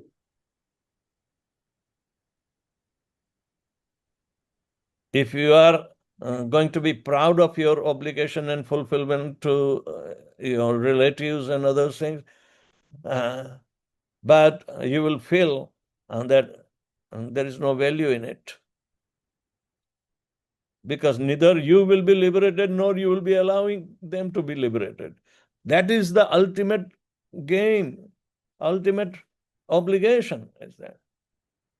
A putra is supposed to deliver his parents. Where is the question of deliverance in family obligations?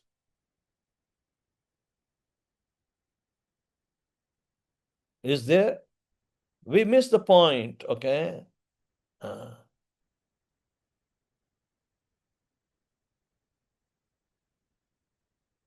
A devotee is only obliged to Lord Shri Krishna and nobody else.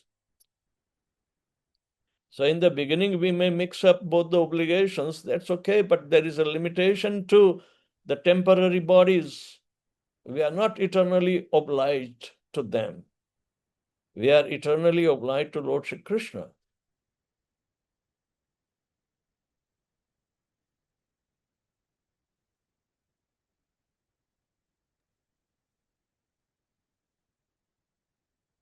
If you liberate yourself by total surrender to Lord Shri Krishna, you will free all your ancestors from these obligations.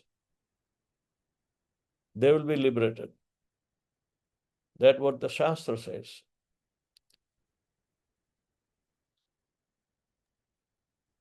Thank you, Guru Maharaj. Very, very nice message, Guru Maharaj.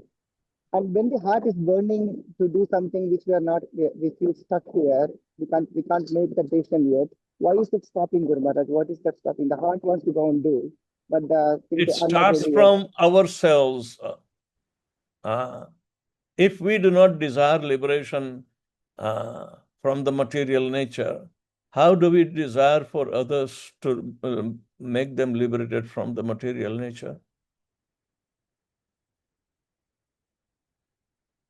It's a common sense.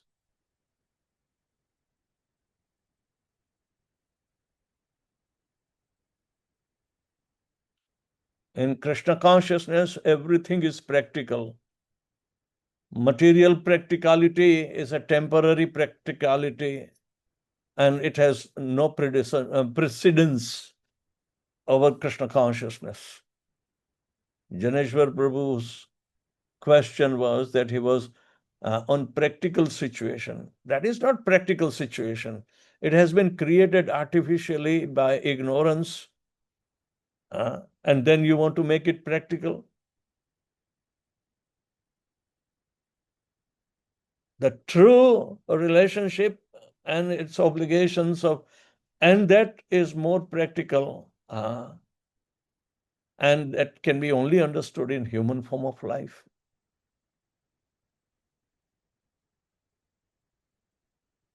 So if that is there, where is the question of not performing so-called practical situation? It will be very easy. Isn't it ideal Grihastha involve these practical situations to be undertaken? So, by performance according to the spiritual guidance of the spiritual master and for pleasure of Krishna, you perform all duties to all living entities, including your own children, parents, everyone. But real practical situation is to follow those suggested methodology of ideal Grihastha ashram. Read in 7th canto, 14th chapter. That is very ideal. You will remember all your deeds that you are doing for the pleasure of Krishna. So,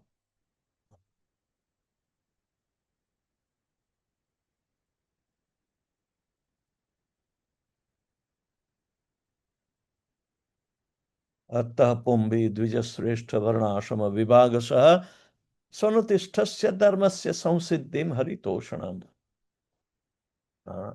Ultimate aim that you are executing your practical thing for the pleasure of Krishna. Why do you separate your practicality for the family, separate from the practicality of pleasure of Krishna?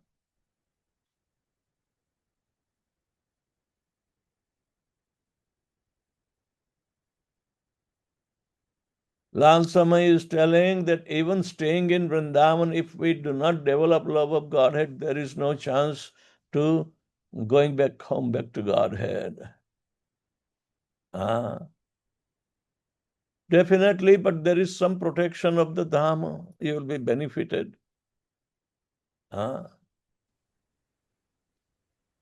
will be some benefit, not full benefit, because we are not taking the full advantage of the Holy Dham. That's good. Our strong faith in Vrindavan means we will develop the love of Godhead by potency of Dham. One of the angas of Raganuga Bhakti is to physically or mentally reside there. Jai.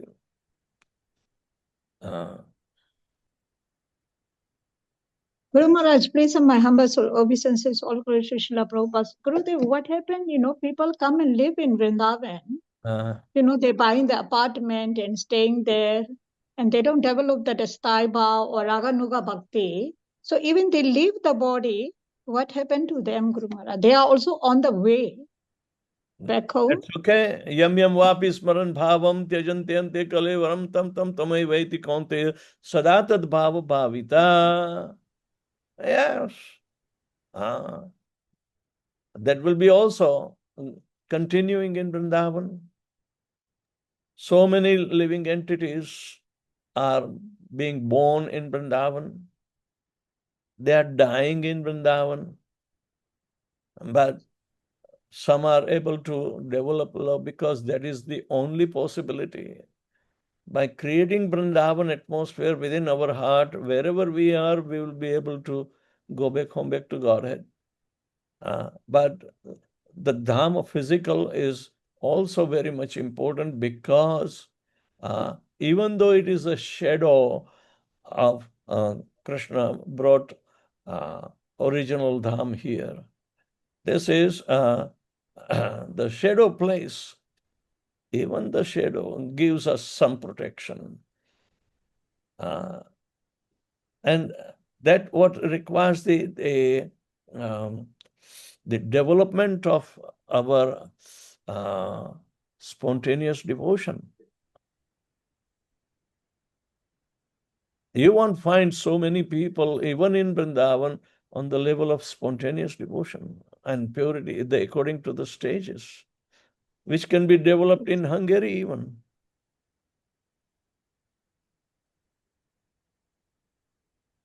Yes, Guru. Right? Yes, Guru. We all should go there, Hungary. Yeah, we should. That will be more practical. Yes, Guru Maharaj. साधु संग सर्व शास्त्र कोय love मात्र साधु संग सर्व सिद्धि होय. All right. Guru Maharaj, how to develop that type of sadhu sangha? This is the sadhu sangha for desire of development of more serious and concentrated bhakti. Sangha is required.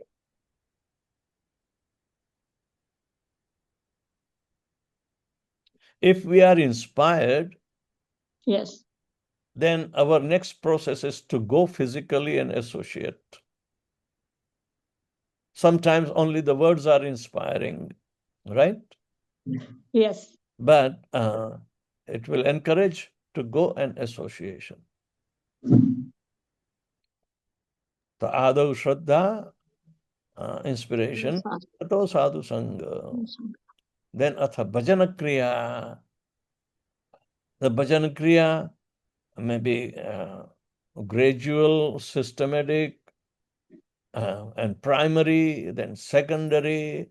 But Bhajana Kriya and Bhajana Pranali, this internal bhajan is thorough development, scientific penetration to the material atmosphere to transcendental atmosphere. It penetrates and transports us to transcendental nature.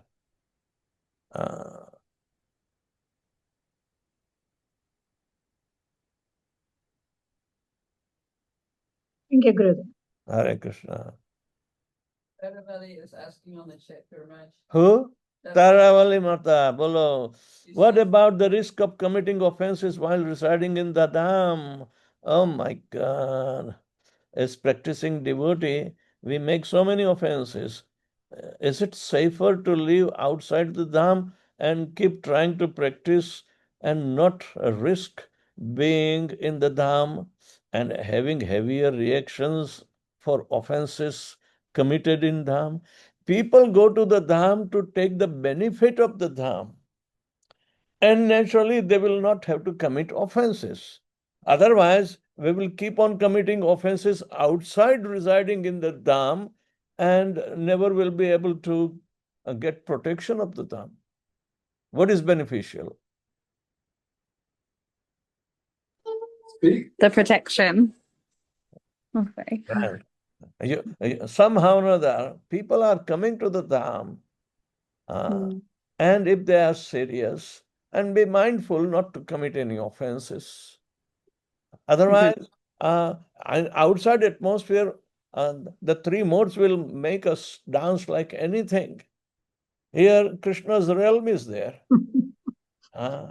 And so many people are practicing devotional service. So the atmosphere by itself, and it will be more saturated even in mode of goodness. Yet we will see some mode of passion and ignorance activities are going on. So chanting may not be pure either. But the concentrated atmosphere is advantageous in the dham. Everybody is not a devout. People are of variegated devotional status. So, importance of dham is there in Kali Yuga. Yes, take advantage, but in right and mature time of our life, it will be making a speedy recovery.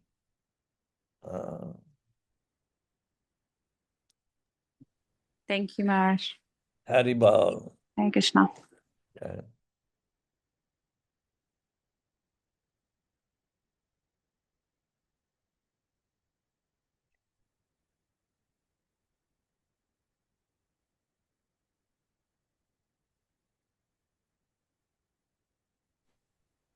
Krishna, Gurudev. Haribol. Pranams to you, Gurudev. Gurudev, isn't it too late for you? I was going to ask something, but if it is if it is too late, maybe tomorrow is also fine. I can wait, Gurudev. Speak up. Yeah, okay, Gurudev. Yes, Gurudev. Thank you. Gurudev, I am very much appreciating when you said we have to be true to ourselves. Thank you for those words, Gurudev. We have to be true to ourselves. Those are like wake-up calls. Thank you. And the other thing is, Gurudev,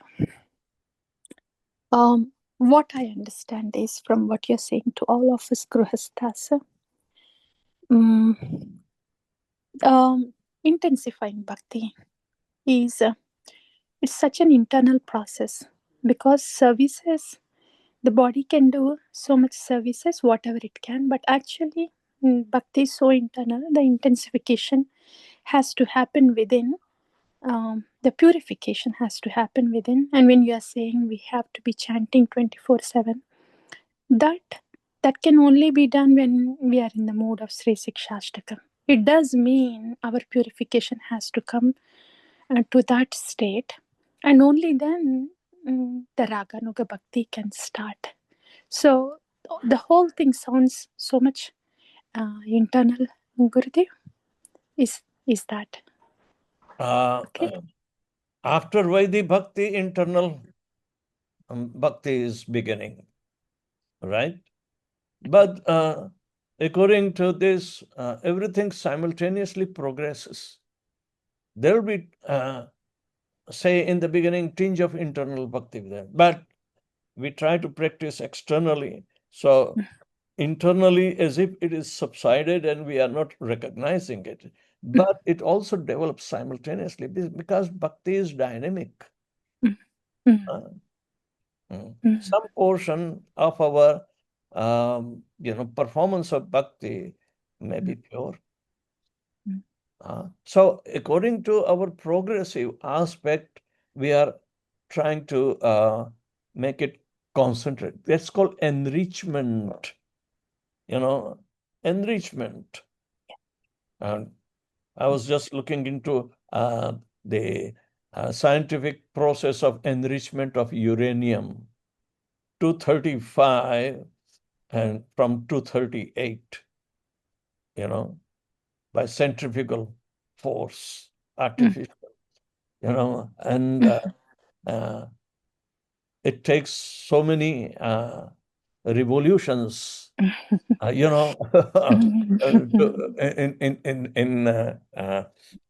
putting this isotope 235, which is supposed to be used in atom bombs. It means, even in material life, if we have to put something, a concentration or concentrative effort, it is very, very grilling, It is not sahaj. Yes, Gurudev. Yeah. It's not sahaj.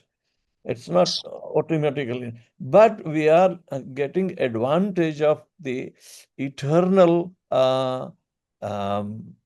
what you call, creditability of the performance of pure devotional service. However, it is small, but it is remaining as our permanent asset, just like Yes. enriched uranium. Yes, Gurudev. And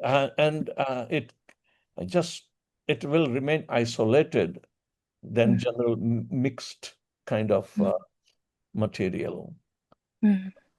So Yes. in this process, what we call churning or boiling the milk, and we this is to extract the butter, and we will let Krishna come and steal that butter.